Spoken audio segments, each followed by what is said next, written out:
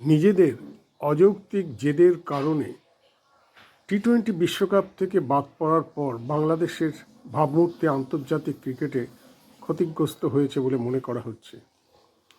আর তাই ভাবমূর্তি মেরামতে Bangladesh cricket board এবার নির্বাসিত খেলোয়াড় সাকিব আল হাসানের শরণাপন্ন হয়েছেন। সম্প্রতি বাংলাদেশ ক্রিকেট বোর্ডের পরিচালকদের এক সভায় সাকিবকে আবার জাতীয় দলের হয়ে খেলানোর পক্ষে সায় দেওয়া হয়েছে বলে জানা গিয়েছে।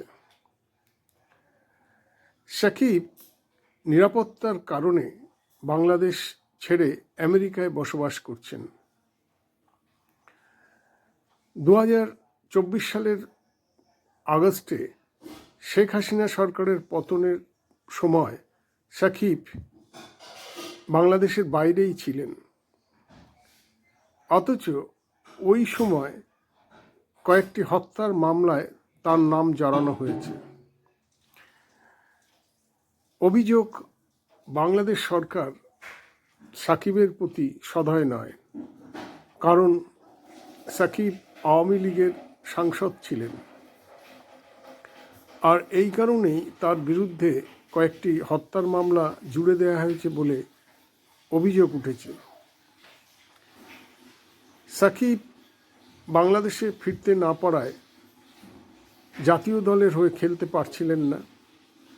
এবার বাংলাদেশ ক্রিকেট বোর্ড তাকে খেলানোর পক্ষে সায় দিয়েছে, কিন্তু বাংলাদেশ সরকারের কাছ থেকে কি এ ব্যাপারে সবুজ সংকেত মিলেছে?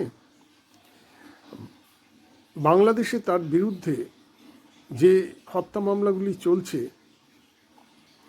তা প্রত্যাহিত না হলে সাকিবের পক্ষে কি সম্ভব বাংলাদেশ জাতীয় দলের হয়ে খেলার? এই প্রশ্ন উঠছে।